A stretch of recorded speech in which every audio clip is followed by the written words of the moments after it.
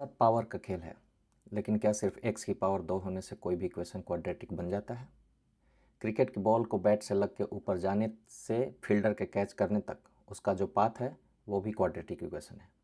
अगर quadratic equation का basics clear करना है तो वीडियो एंड तक जरूर देखना। सबसे पहले समझते हैं कि क्वाड्रेटिक इक्वेशन होता क्या है। एक्स स्क्वायर देख के समझ गए कि इक्वेशन क्वाड्रेटिक है, लेकिन उसका असली फॉर्म क्या है वो भी पता होना चाहिए। ये होता है क्वाड्रेटिक इक्वेशन का स्टैंडर्ड फॉर्म। यहाँ ध्यान देने वाली सबसे इम्पॉर्टेंट बात यह है कि a इक्वल टू ज़ीरो नहीं होना चाहिए।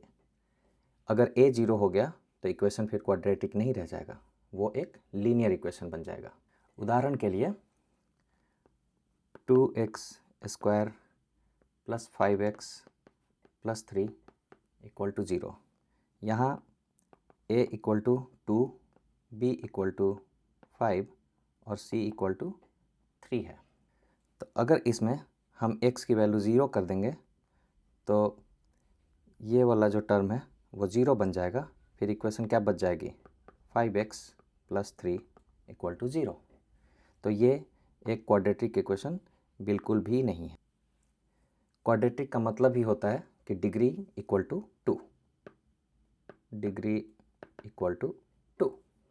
चलो x की डिग्री देख के ये तो समझ आ गया कि ये क्वाड्रेटिक इक्वेशन है, तो क्या इसके सॉल्यूशन या रूट्स भी 2 होंगे?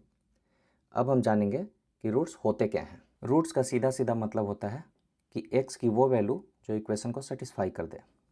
जैसे कि x square plus 5x plus 6 equal to zero में अब मान लेते हैं कि x इक्वल टू 2 जो है वो इस इक्वेशन का एक रूट है।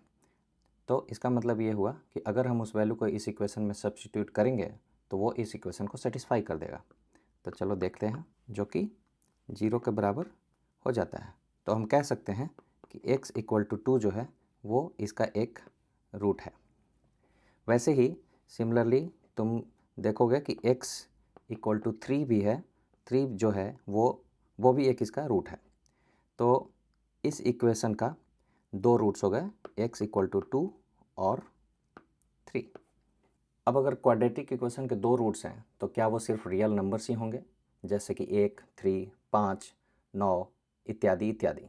अगर हमें ये पता करना है कि रूट्स का नेचर कैसा होगा, वो रियल होगा या नहीं, तो उसके लिए हमें उसका डिस्क्रिमिनेंट या विवेचक निकालना होगा। नेचर ऑफ रूट्स या मूलों की प्रकृति जानने के लिए हमें एक फॉर्मूला याद रखना होगा, जो कि है d equal to b square minus 4ac।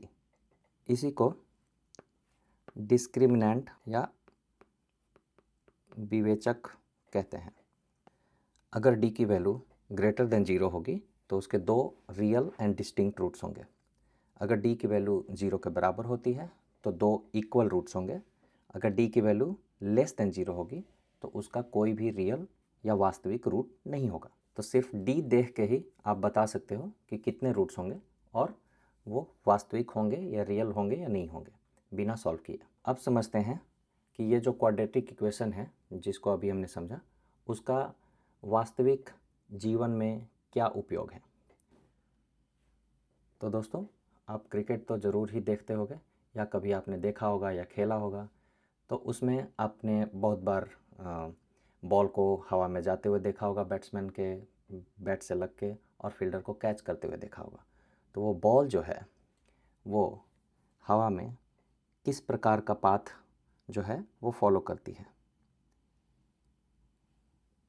वो कुछ इस प्रकार का पाथ होता है।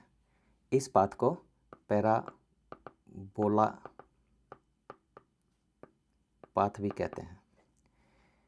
इस पाथ को हम क्वाड्रेटिक इक्वेशन से ही रिप्रेजेंट करते हैं। वैसे ही किसी भी रूम का एरिया निकालने के लिए भी क्वाड्रेटिक इक्वेशन का यूज़ होता है। अगर हमें, जैसे कि मैं कहूँ कि अगर उस रूम की जो चौड़ाई है वो लंबाई से 2 ज़्यादा है, तो अब इस क्वेश्चन में ना आपको चौड़ाई पता है ना ही आपको लंबाई पता है, तो आप उस रूम की लंबाई और चौड़ाई कैसे पता करेंगे? तो उसके लिए आपको मानना होगा कि जो उस रूम की चौड़ाई है वो x है, तो लंबाई क्या हो जाएगी? x plus 2। और अगर मैं अब आपसे कहूँ कि उस रूम का जो क्षेत्रफल है वो जो है वो 150 स्क्वायर मीटर है, तो आप इस फॉर्मूले से आपको एक क्वाड्रेटिक इक्वेशन ही बनता हुआ दिखेगा और फिर आप इस x की वैल्यू पता कर सकते हो। तो ये हैं दो क्वाड्रेटिक इक्वेशन के दो यूज़। उम्मीद है आपको ये समझ में आ गया होगा। तो अब हम देखते हैं कि हमने इस वीडियो में क्या क्या सीख लिया। तो सबसे पहले हमने सीखा कि क्वाड्रेटिक इक्वेशन का स्टैंडर्ड फॉर्म क्या होता है, जो कि है ax² plus bx plus c equal to 0, जहाँ कि a 0 के बराबर नहीं होना चाहिए। फिर हमने देखा कि जो नेचर ऑफ रूट्स जानने के लिए हमें डिस्क्रिमिनेंट पता करना पड़ता है, या विवेचक भी उसको बोलते हैं हिंदी में। तो d equal to b² minus 4ac। अगर ये सारे बेसिक्स जो कि मैंने इस वीडियो में एक्सप्लेन किए हैं वो आपको क्लियर हैं, तो आप क्वाड्रेटिक इक्वेशन के 80% सवाल आसानी से सॉल्व कर सकते हो। तो नेक्स्ट वीडियो में हम जानेंगे कि क्वाड्रेटिक इक्वेशन सॉल्व करने के 3 बेस्ट मेथड्स क्या क्या हैं: factorisation, completing square and formula method. तो चैनल को जल्दी से सब्सक्राइब कर लो। ये नया चैनल है तो मुझे आप लोगों की सपोर्ट की बहुत ज़रूरत है। तो और वीडियो को सेव कर लो या अपने दोस्तों के साथ शेयर करो, और ये तुम्हें रिवीजन में काम आएगा। तो मिलते हैं नेक्स्ट वीडियो में। तब तक के लिए अपना ख्याल रखो और मन लगा के पढ़ाई करो। Bye bye.